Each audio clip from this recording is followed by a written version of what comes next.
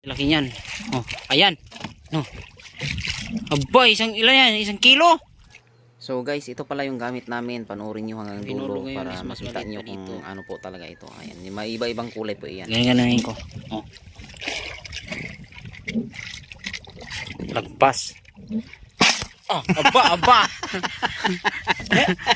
Hindi din natin mahawakan yan guys, dikit-dikit yan. Hello guys, what's up? So for this video guys, ipapakita po namin kung paano kami mamumusit. So ngayong gabi mamumusit po kami guys. Ayan, yan po yung ginagawa namin. Mamumusit kami tuwing gabi pagkatapos namin mangurit. So ito na po ang unang huli namin. Pangalawang huli pala, sorry guys. Ayan, hindi ko lang nabidyohan yung una. So ganito po ang pamaraan ng pamumusit namin guys. So panoorin nyo na maayos. Tapon. Oh. Saan? Aba, ang laki. Ayan. Oh, nakadalawa na yan. So, ang pagpapamusit guys ay paisa-isa lang po yan dahil ang tangkab na gamit ay isang piraso lang po. Pero kahit paisa-isa yan, kung masibad talaga ay makakarami ka sa isang gabi. Dahil ito kayang punuin itong balde na ito pag masibad talaga. So, panoorin nyo na maayos.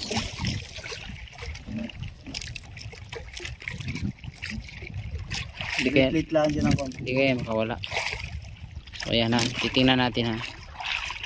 Ano nakailaw. Wag lang tayo mapusitan. Wala ko lang lalagay sa ating mukha. Hindi pong lakas pa naman yan mamusit. Ayan o. Diba? Ay puti. Ayun, napupula. Pula din yan. Ganun siya katindi. Diba? 3-0. Ang papamusit naman guys ay may oras din silang sumisibad. So paghapon guys, mga pag start ng dilim ay masisibad po yan.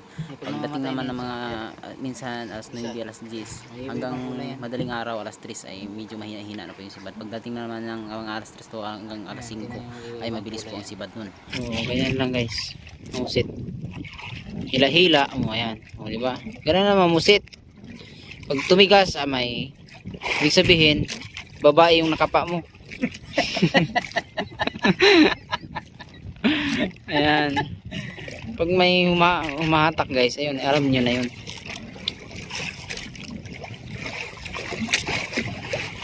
Ayun, sumibot sa malaking tangkab, gusto sa maliit. Kagabi, ang tagal namin, wala talaga sibad-sibad kagabi. Ayan, wala tayo mapusitan ha. Ayun. Dan, itim na yung tinapon. Ayun, malaki. Makakarami tayo dyan pag hitir-diretso sa. Oo, di ba? Wag lang talaga sumama yung tubig sa mukha mo kay abay. Matindi yun, malakas yan. Pala ito yung gamit namin guys. Ang kab. Ang hinulo ngayon is mas maliit pa dito. Mas maliit pa siya dito. So, bali iba-iba ang kulay yan. Ano? May pagka-pink, may pagka-green. Halo. Parang pusit din ang kulay. Green. May pinakamalaking tangkab pa nito. Kaso nandun sa pinakailalim. Malaki. So ayan na naman, may sumabit na naman. So ang ginamit dyan na tangkab is maliit. Pinakamaliit na tangkab. Kulay pink din. Ano yung pink? Pink red? Puti. Pink puti. Wala, pink puti. Silver. Silver, ano white. Yan, tapos may dubling pula. Yun lang yung kalaban natin. Ayan. Ayan. Ayan, laki. Matay. Malaki na rin. Ganda nga yan, ganyan. Abay, maganda to ngayong ano kaysa kagabi ha. Malalaki-laki yan. Pwede na ako di matulog mamaya. Kagabi napuyat ako yan. 1 oras pa ang tagal na sundan. Pakita ko pala yung pinakamalaki. Meron dito yung pinakamalaki. Pakita ko sa inyo yung pinakamalaking tangkap. Ayun na yung napakalaking tangkap. Ayun. Ayan yung pinakamalaking tangkap. Ayan na. Pakita ko sa inyo ha. Ayan. Ito yun. Mas malaki pa yan dun sa green. Napakalaki nito. Kulay pink. May pagka green din. Pero mas lutang ang pagka pink. Hinuhulos to mga 70 di pa. 50 pataas.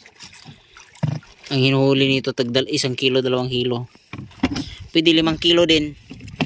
So ayan, meron na naman ulit. On.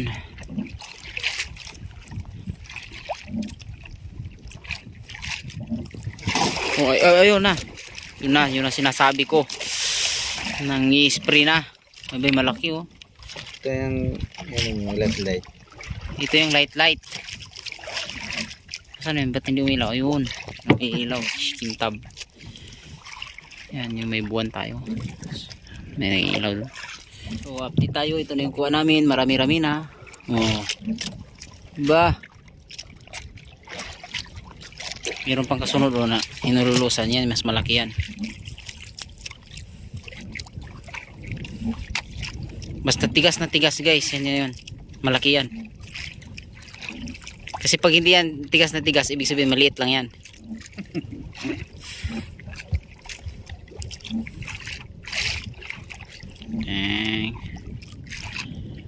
Ayan. Kasi minsan guys pag humihila din yung pusit pasundan. Kasi napuputol yung ano niya eh. Ang gaway niya kasi. Kaya nakaka-lagpas. Ang kailangan gawin dyan is sabay-sabayan lang siya. Pag lumambot, hatak. Pag tumigas, pag humila, pagbigyan. Ayan. Aba, ang laki-laki niyan. Oh, ayan. No. Aba, ilan yan? 1 kilo? Rati. Hati lang parang ang laki niya. No? Tingnan mo guys ha. Ganyan ko. Oh.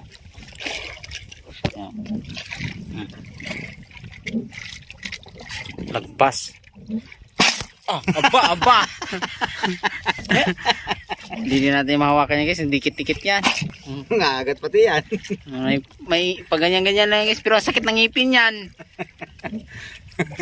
Buga pa. Laki yan. Kalating kilo yan. Ate, meron pang mas malaki dyan. Abay, ang laki ba naman nun? Diba, nakarami na. So, pwede na matulog. Okay, mamaya update ulit. At dito nga guys ay nagpalit muna kami dahil magpapahinga muna si Kuya kasi bukas ay mangungulit naman siya, makapahinga-hinga din siya ng kunti kaya mahirap din pang sobrang pagod kasi kinabukasan laut ulit. So ito guys, ito yung demo guys paano mamusit. So pinas forward lang natin guys dahil nga medyo mahaba ito. So nahirapan ako dito guys dahil wala akong nagbibideo. Yun, naiwan kasi yung panlagayan ko ng cellphone. Kaya ganito siya guys. At dyan man nakakuha ako pero ang ginawa ko ay kinuha ko ulit yung cellphone na tapos habang nandun na siya sa taas. Kasi pag naka-video ako na nakahawak ng cellphone abay mahirap. Kasi kailangan kasi dalawang kamay. Kasi pag isang kamay lang abay makakawala yun. So kailangan mo siya hawakan ng maayos. So dito naman nakakuha ko ng medyo malaki. Sobra po yan, sobra isang langaw po yan. Medyo malaki-laki na rin yan. So hindi ko lang kasi nakita makita na maayos kasi hindi ko napansin niya yung video nga. Nandun pala sa baba nakaharap. Hindi pa pala nakaharap sa sa taas sa mukha ko. Kaya medyo ganyan lang talaga nakikita niya. So pag bagong huli yan siya guys, namumula po talaga yan. Pero pag patay na, puti na po yan. So ayan, yan po ang huli ng pusit. Medyo kaisa-isa nga lang po, pero pag masibad po yan ay napakarami po talaga kayong makuhuli. At saka yung napusit yan ay malalaki po, lalo na po malaki yung tangkap gagamitin. So ang ginamit namin nito hulos is 30 di pa lang po yan. Minsan nahulos kami sa 50, 50, depende po kung gusto namin manghuli ng malalaki. So hanggang dito na lang po ang video natin guys, at hindi ko na po naipakita sa inyo na kung gaano karami ang nahuli namin. Marami po kami nahuli dyan. So subaybayan nyo po ang next video natin para maipakita po namin ang papanghuli ng iba't ibang isda na hindi po gumagamit ng lambat. So dito na lang po, at huwag kalimutan mag follow and share. Salamat.